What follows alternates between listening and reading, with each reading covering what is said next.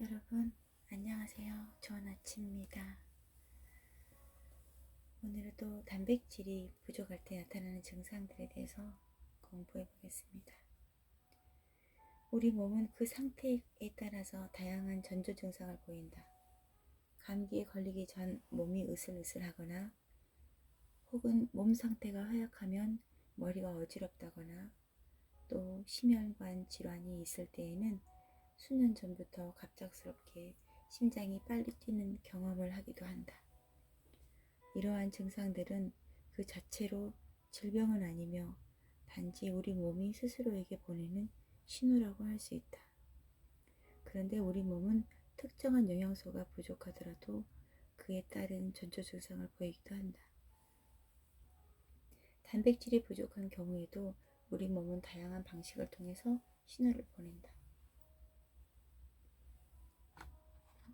우리 몸에서 단백질이 부족하게 되면 단 음식을 찾게 되는 경우 보통 단백질은 지방이나 탄수화물보다 천천히 소화가 되는 경향이 있어서 탄수화물 중심의 식사를 하면 우리 몸에서 빠르게 소화가 된 후 혈당을 급격하게 상승시킨다. 문제는 이렇게 빠르게 올라간 혈당은 다시 빠르게 하강하게 된다는 것이다. 이러한 상황에서 우리 몸은 단 음식을 갈망함으로써 또다시 혈당을 상승시키기를 원하게 된다. 단 음식이 유난히 먹고 싶다면 그 즈음의 식사에서 단백질이 부족했다는 것을 의미할 수가 있다. 매 끼니의 식사에서 단백질을 충분히 섭취해 주어야만 단 음식이 먹고 싶지 않은 상태가 된다. 유난히 모발이 약해질 때에도 단백질 부족 음식 의심을 해봐야 한다. 모발의 대부분은 케라틴이라는 단백질로 구성되어 있는데 인체는 단백질이 부족할 때 제일 먼저 모발로 가는 단백질을 차단하게 된다. 체내에 유입되는 단백질의 양이 적을 시에는 우선 다른 곳에 먼저 사용해야 하기 때문이다. 이와 비슷한 이유로 손톱이나 피부 역시 약해진다. 더구나 손톱이나 피부의 성장과 유지에는 단백질 성분이 필수적으로 필요하다. 단백질이 부족하면 발진 등의 피부 트러블도 유발할 수 있다. 특히 허벅지, 엉덩이 뒤쪽에 피부 트러블이 생기는지를 주의 깊게 봐야 한다. 몸이 자주 피곤하거나 쇠약해지거나 혹은 몸이 자주 아픈 것도 단백질 부족 증상의 하나이다. 단백질은 인체가 힘을 내기 위해서는 필수적인 영양소이기 때문에 부족하면 몸의 에너지와 힘이 쇠약해지고 면역력이 약해져 몸이 자주 아플 수도 있다. 또 림프 조직에서 면역에 관여하는 세포를 만들지 못하기 때문에 자주 감기에 걸릴 수도 있다. 단백질 부족은 무기력 증상과 관련이 있다. 단백질이 풍부한 혈액은 세포에 산소를 원활하게 공급하지만 단백질이 부족하게 되면 산소 공급이 제대로 이루어지지 않게 되고 이와 동시에 무기력증이 생길 수도 있다. 그리고 단백질이 풍부한 음식이 먹고 싶어지는 증상도 나타난다. 몸이 알아서 단백질을 찾는 것이다. 소고기나 돼지고기, 닭고기 등이 간절하게 먹고 싶다면 이에 응해 주어야 부족한 단백질을 채울 수 있다. 근육이 줄어드는 것도 단백질 부족 현상이다. 근육이 줄어들면 몸에 힘이 없고 운동 능력이 떨어질 수 있다. 이때에는 체내 근육량을 알아보아야 한다. 무엇보다 쇄골주의가 좀 도드라져 보인다면 이는 분명한 단백질 부족 증상이라고 봐야 한다. 살이 잘 빠지지 않을 때에도 의심을 해봐야 한다. 단백질은 탄수화물이나 지방을 소화시킬 때보다 더 많은 칼로리를 소모하기 때문에 단백질이 부족하게 되면 칼로리의 소모량이 줄어들고 그 결과 살이 빠지지 않게 된다. 만약 하루 전체의 식단에서 단백질을 30% 정도로 구성하게 되면 평소보다 450kcal 덜 섭취할 수 있게 되고 약 3개월이 지나면 5kg을 감량할 수도 있다. 인정합니다. 제가 다이어트도 해봤고 바디 프로필도 찍어봤잖아요. 근데 진짜 3개월 지나면 5kg 감량됩니다. 단백질만으로도. 제가 그때 PT를 받으면서 단백질을 좀 많이 먹고 그리고 5kg 정도를 감량해서 사진을 찍었던 것 같아요. 브레인 포그를 자주 경험하게 된다. 다리가 붓는 것도 단백질 부족의 중요한 증상 중의 하나이다. 단백질은 근육의 수축을 돕는 역할은 물론이고 체액의 이동을 돕고 있다. 만약 단백질이 부족하게 되면 체액이 원활하게 이동하지 못하게 되고 한 곳에 축적되어 다리가 붓는 증상이 나타나게 되는 것이다. 또 부은 다리를 손가락으로 눌렀을 때 원상 회복되는 속도가 눈에 띄게 줄어든다면 이 역시 단백질 부족 증상을 의심해 볼 수 있다. 일명 브레인 포그를 자주 경험하는 것도 단백질 부족 증상의 하나이다. 브레인 포그란 머리가 혼란스럽고 안개처럼 뿌옇게 되는 현상이다. 그리고 자신의 생각을 분명하게 표현하지 못하는 상태다. 단백질이 부족하면 도파민, 세로토닌 등의 신경 전달 물질의 균형이 깨질 수 있어서 뇌 기능에 일정한 부정적인 영향을 미치게 되고 이것이 브레인 포그로 나타나게 된다. 이러한 상태가 장기화되면 집중력이 떨어지고 동기부여가 잘 되지 않는다. 규칙적으로 잠을 잘 들지 못하는 것도 단백질과 관련이 있을 수 있다. 만약 체내에 단백질이 부족하게 되면 근육이 통증을 느끼게 되고 이는 수면 방해로 이어진다. 실제 2016년 미국의 한 학술지에 발표된 바에 따르면 단백질을 통해서 에너지를 더 많이 소비하게 되면 과체중은 물론 수면을 개선할 수 있다고 한다. 또 전문가들은 혈당을 안정시키고 숙면을 위해 잠을 자기 전에 단백질로 이루어진 음식을 섭취할 것을 권장하기도 한다. 더불어 단백질이 부족하고 탄수화물이 많은 식사를 하게 되면 에스트로겐과 프로게스테론 등 여성 호르몬의 불균형을 초래하게 되고 이는 생리 주기를 불규칙하게 만든다. 홍초사랑님이 입장하였습니다. 하이님이 입장하였습니다. 정신적인 질환의 하나인 우울증 역시 단백질과 관련이 있다. 우울증은 세로토닌의 농도가 낮아져서 생기는 현상이다. 단백질은 세로토닌의 농도를 높여주는 매우 중요한 물질이다. 조우리 교수님도 입장해 계십니다. 단백질은 섭취가 줄어들면 세로토닌의 농도 역시 낮아지고 우울증이 더해질 수 있다. 실제 체중이 50kg인 여성이 매일 단백질 50에서 70g을 섭취하면 우울증이 누그러지는 효과를 거뒀다는 연구 결과도 있다. 뿐만 아니라 우울증은 몸의 상태와도 직접적인 연관을 맺고 있다. 예를 들어 단백질은 효소를 만들어내기 때문에 만약 부족한 상태가 되면 신체의 대사 기능이 떨어지게 되고 신체의 대사 기능이 떨어지게 되면 우울증은 더욱 심화될 수 있다. 몸에 기운이 없고 축 처져 있는 상태에서 기분이 좋아질 리가 없기 때문이다. 우리 몸의 면역력은 단 한순간에 무너지지 않는다. 최종적으로 무너지기까지 끊임없이 신호를 보내 도와달라고 한다. 이제까지 살펴본 증상들이 자주 나타나면 단백질 섭취에 반드시 관심을 가져야 한다. 단백질 섭취. 노년기의 삶의 질은 단백질에 달려있다. 여기에서 노년기를 있기 전에요. 성장기 어린애도 엄청 중요하잖아요. 이게 제가 알고 있는 이웃이 있는데 거기는 아들이 158의 키에서 멈췄어요.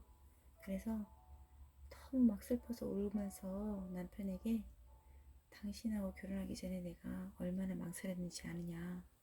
당신의 키가 160이어서 2세가 160밖에 안 될까봐 걱정을 했다. 그런데 이게 어떻게 된 일이냐. 아들은 158로 멈춘 거예요. 그래서 너무너무 슬퍼하면서 울었거든요. 남편에게 돈을 마련해 달라. 진짜 2cm라도 키우고 싶다. 그래서 전대병원에 가서 성장 호르몬 조사를 1cm 크는데 1,000만원씩 드린 것 같아요. 2cm 정확히 크고 2천만원을 투자했거든요. 근데 돈이 없어가지고 대출해서 했다고 하더라고요. 그런데 그렇게 아이가 2cm 크고 멈췄는데 너무 슬픈 거예요. 더 키우고 싶은 거죠. 그랬을 때 정보가 들어왔나 봐요. 단백질을 먹으면 키가 큰다고. 그래서 세포를 재생하고 하니까 단백질을 즉 구하는데 안전하고 유기농 원료고 또 요즘에 GMO 콩이 너무나 많이 어디에 들어있는지 알 수 없게 많이 퍼져 있으니까 유기농 원료로 안전한 제품을 찾다가 뉴트리라이트를 찾아서 저한테까지 온 거예요. 그래서 그 아이가 정말 기적적으로 꾸준히 먹고 7cm가 큰 거예요. 67에서 이제 멈췄거든요. 그 아이가 7천만 원을 벌었다고 생각하고 있어요. 진짜 대단하죠. 근데 더 놀라운 건 그 여동생이 그 동네에서 키가 제일 작았고 정말 땅꼬마라는 소리를 들을 정도로 쬐그만했대요. 저도 어렸을 때 땅꼬마라는 소리를 들었거든요. 진짜 키가 작았어요. 1번이었거든요. 중학교 2학년 때까지 1번이었던 것 같아요. 정말 쬐그만해서 2년 같다고 막 그랬거든요. 그러는데 그 아이가 갑자기 그 또래 아이보다 머리 하나가 큰 거예요. 단백질 덕분에. 오빠가 먹을 때 같이 먹었다는 이유로. 그래서 그 동네 식구들은 그 오빠보다는 그 여동생 때문에 단백질을 먹게 됐거든요. 그렇게 정말 성장기 어린이한테도 엄청 중요한데요. 노년기의 삶의 질도 단백질에 달려있다는 이 부분을 제가 잊게 되네요. 나이가 들면 그 자체로 몸의 기능은 현저하게 악화된다. 흔히 나이가 든 것을 실감한다는 사람들의 푸념이 이를 증명하고 있다. 생리적으로 면역력이 약화되고 근육이 줄어들고 신진대사력도 떨어지는 등 다양한 증상들이 나타나기 시작한다. 물론 나이가 들면 어쩔 수 없이 나타나는 현상이지만 중요한 것은 그것이 삶의 질에 영향을 미친다는 점이다. 죽음을 피할 수는 없지만 죽음에 이르기까지 삶의 질이 어떤 상태인가는 매우 중요한 문제이다. 단백질에 대한 다양한 연구에 따르면 노년기일수록 단백질 섭취를 더욱 중요하게 여겨져야 한다. 단백질이 부족하면 암과 심혈관 질환으로 사망할 위험이 높아진다. 노년기의 단백질 섭취량은 각종 질병의 발병과도 연관이 큰 것은 물론이고 심지어 사망률에도 영향을 미치는 것으로 조사됐다. 한국보건사회연구원에서 무려 12년간 추적 조사한 결과에 따르면 하루 단백질 권장량 75% 미만을 섭취하는 고령자의 사망 원인은 위험은 적당량을 섭취하는 경우보다 무려 24%가 높아진 것으로 나타났다. 뮤조리 윤소주님이 입장하였습니다. 수프너 끝에 352님이 입장하였습니다. 여러분, 단백질에 대해서 공부하고 있습니다. 우리가 고령자의 경우 충분히 섭취하는 고령자에 비해 각종 심혈관 질환으로 사망할 위험이 무려 60%나 높았다. 또 권장량보다 많은 125%를 섭취한 고령자의 경우는 암으로 숨질 위험이 32% 정도 낮은 것으로 나타났다. 이렇게 봤을 때 노년기의 건강에 있어서 충분한 단백질 섭취는 핵심적인 것이라고 해도 과언이 아니다. 단백질은 노년기의 비만 억제에도 도움을 준다. 노년에 면역력과 체력이 떨어진 상태에서 비만까지 겹치면 이는 위험한 징후가 아닐 수 없다. 하지만 적당한 양의 단백질 섭취는 비만 억제에 도움을 준다는 연구 결과가 있다. 서울 백병원 가정의학과 박연아 교수 연구팀은 2013년에서 2014년 국민건강영양조사에 참여한 60세 이상 남녀 2,549명을 대상으로 단백질 섭취량에 따른 비만 지표를 측정해 그 결과를 분석했다. 우선 연구팀은 단백질의 섭취량에 따라 그룹별로 분류했다. 그 결과 남성의 경우 적게 먹은 그룹은 하루 평균 36g, 많이 먹은 그룹은 107g 정도로 그 차이가 3배 정도로 나타났다. 여성의 경우 적게 먹은 그룹이 26g, 많이 먹은 그룹이 84g 정도였다. 그렇다면 단백질 섭취량의 비만과 비만은 어떤 관련이 있는 것일까? BMI의 경우 남성은 최소 단백질 섭취 그룹이 24.2kg, 최대 단백질 섭취 그룹은 22.2kg이었다. 여성 역시 최소 섭취 그룹은 25.5kg, 최대 섭취 그룹은 23.3kg로 남녀 모두 단백질 섭취량과 BMI가 반비례의 관계를 보였다.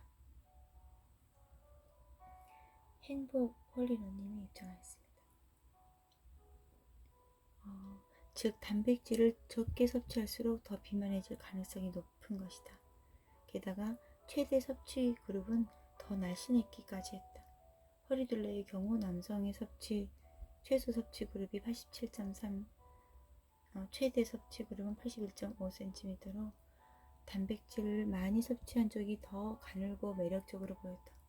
여성도 최소와 최대 그룹의 허리둘레는 각각 85.6cm, 79.9cm로 남성과 비슷한 양상을 보였다. 비만과 난청이 유발될 수도 있다. 물론 이런 실험 결과가 있다고 해서 단백질을 무작정 많이 먹어서는 안 된다. 분명 단백질의 과도한 섭취는 비만을 더욱 높일 수 있고 허리둘레도 두껍게 만들 수 있기 때문이다. 하지만 한국인은 일반적으로 서양인에 비해 단백질 섭취가 다소 적다고 할 수 있다. 따라서 일반 적정 섭취량에서 약간 초과하는 정도의 단백질을 섭취하는 것은 식욕 호르몬인 그렐린의 분비를 억제하게 되고 그 결과 비만을 예방하는 결과를 가지고 온다. 난청은 노년기의 가장 대표적인 증상으로 일상을 매우 힘들게 하는 질병이기도 한다. 한림대 성심병원 이비인후과 연구팀이 2009년에서 2012년 보건복지부 건강 영양조사를 분석한 결과에 따르면 지방과 단백질 섭취가 부족한 노인은 그렇지 않은 노인에 비해 청각에 이상이 생길 확률이 50% 이상 증가했다. 또 노년기의 단백질 섭취 부족은 난청 위험률을 23% 증가시키고 지방 섭취 부족은 22%, 두 가지 영양분이 모두 부족한 때 난청 위험률이 56%로 증가했다. 따라서 난청의 위험에서 벗어나기 위해서는 지방은 물론 단백질 섭취에도 신경을 써야 한다.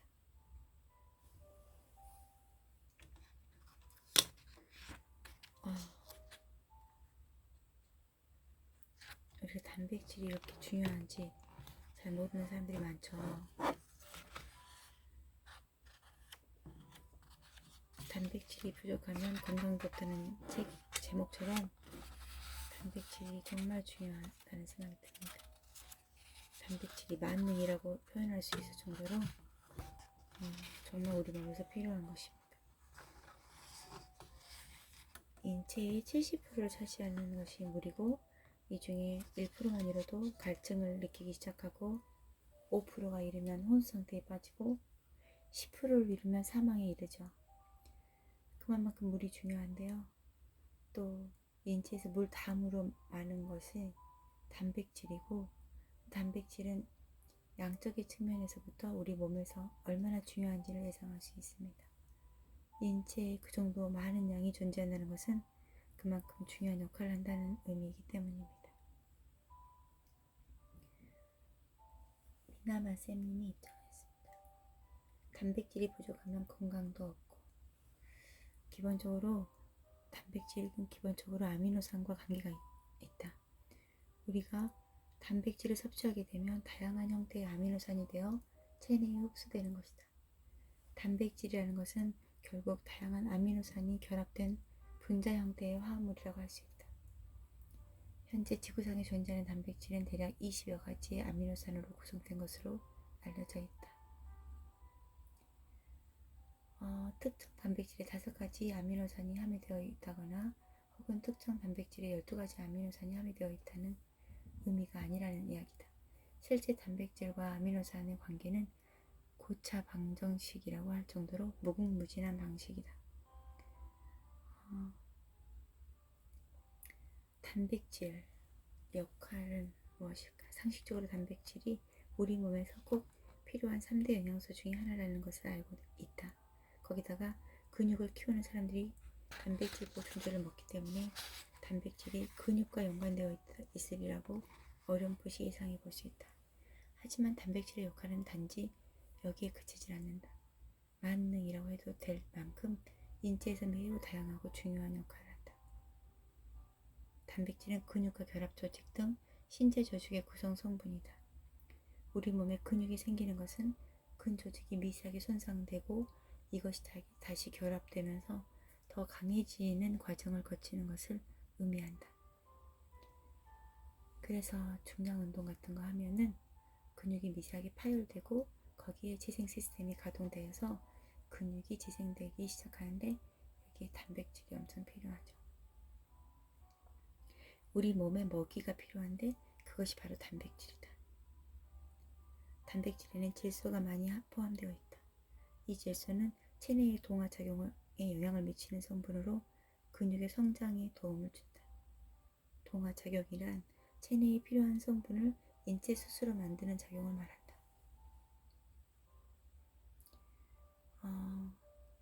체내의 결합 조직의 차원에서도 단백질은 꼭 필요한 영양소다. 결합 조직은 체내에 있는 조직의 일종으로서 여러 가지 조직, 기관 등의 사이에서 이들을 연결하는 역할을 담당한다.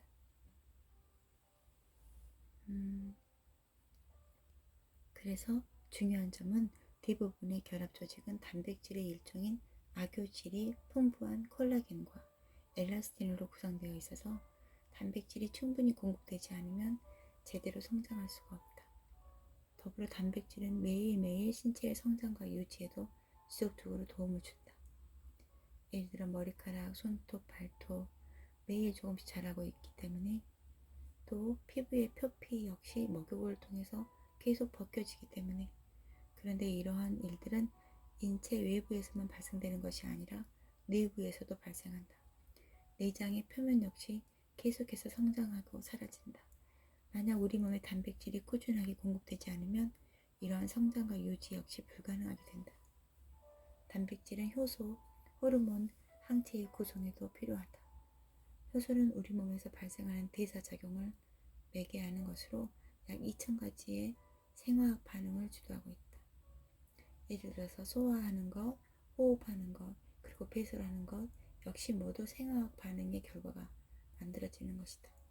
그런데 이러한 생화학 반응이 잘 일어나기 위해서는 촉매제, 즉 효소가 반드시 있어야 하는데 촉매제가 원활하게 작동하지 않으면 인체는 그 자체로 활력을 잃게 된다.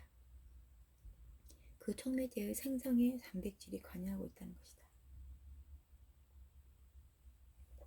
우리 건강에 매우 중요한 과정이 아닐 수 없다.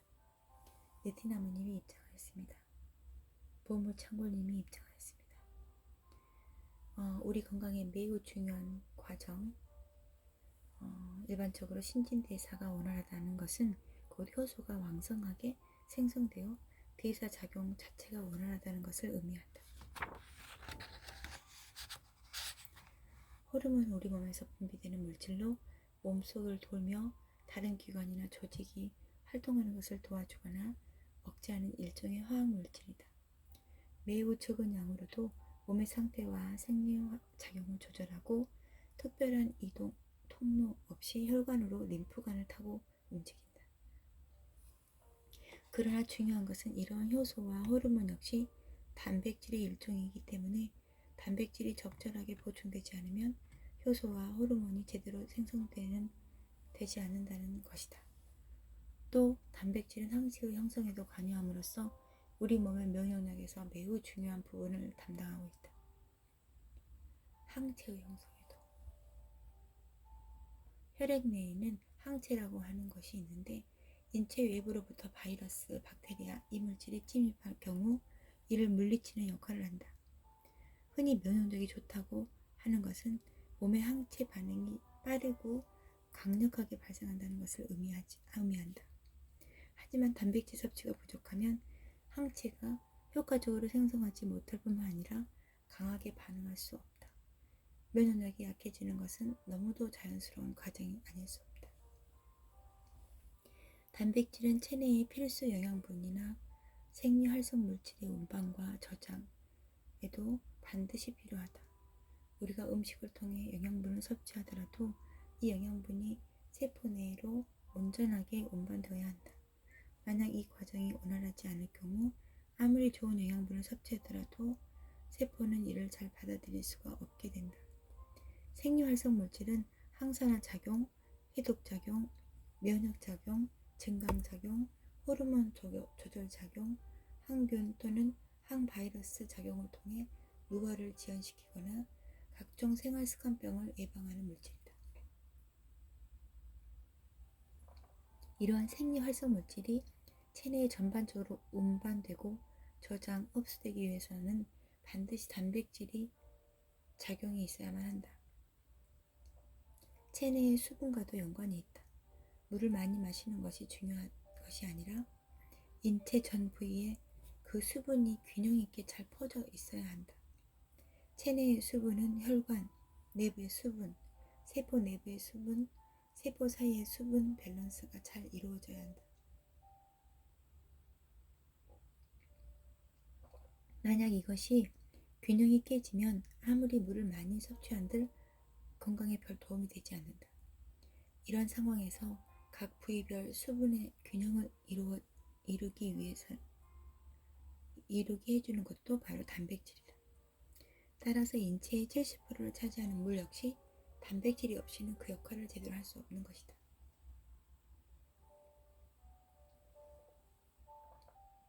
진짜 대단하네요. 인체의 70%가 물이고 단백질이 26% 정도, 나머지 4%가 미량 미네랄인데 정말 그 미량 미네랄도 굉장히 중요하다고 하잖아요. 그것이 없으면 죽는다고도 하잖아요. 정말 인체가 신비롭네요. 면역력의 경우 대부분 중요한 부분을 담당하는데 단백질은 체액의 산염기의 균형 유지에도 도움을 준다. 체액은 인체 내 혈관 또는 조직의 사이를 이동하는 혈액, 림프 조직액 등 총체적으로 지칭하는 것으로 한마디로 몸 안에 흐르는 액체라고 할 수 있다.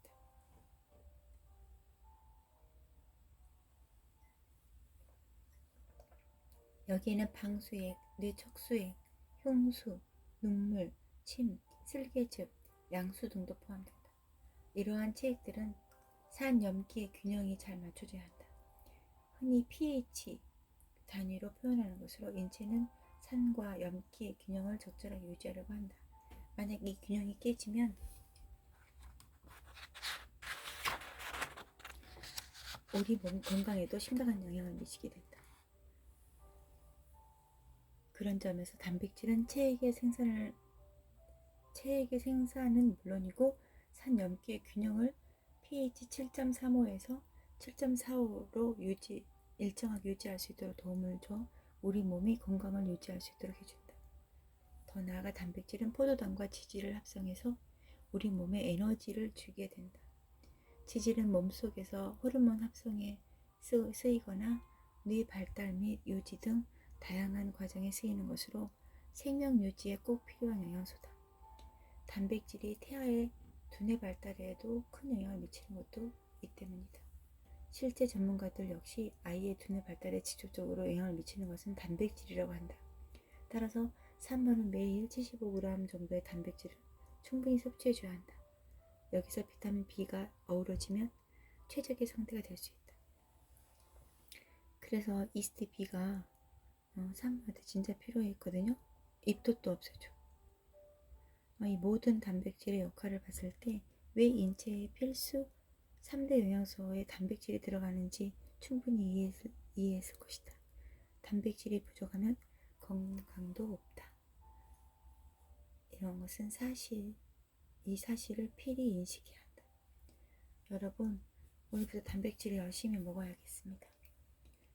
정말 조금 먹은 사람하고 많이 먹은 사람의 차이가 또 엄청나네요.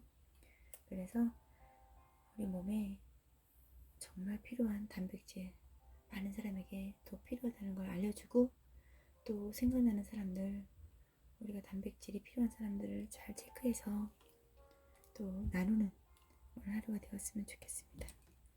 또 병원에 입원해 있는 사람들이라든가, 또 귀에 난청이 있어서, 또 이명이 있어서, 또 귀에 문제가 있는 사람들이라든가, 또 수술 후에 회복되고 있는 사람들도 단백질이 꼭 필요하잖아요.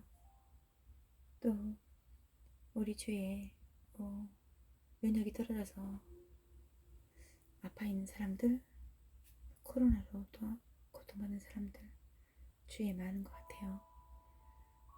또 키가 안 커서 걱정하는 아이들, 엄마들 만나서 이런 이야기를 해줬으면 좋겠습니다. 또 우리 주위에 보면은 단백질이 부족해서 치매도 오잖아요. 정말 제일 무서운 것 같아요. 단백질은 정말 중요한 우리 몸의 기본인 것 같습니다. 여러분, 오늘 또 단백질에 대해서 배우게 된 것을, 또 공부하게 된 것을 제 스스로 감사하고 있습니다. 많은 사람들에게 사명을 가지고 알려줘야겠다는 생각이 듭니다.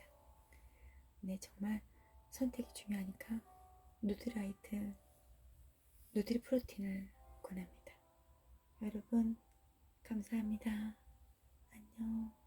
내일 만나요.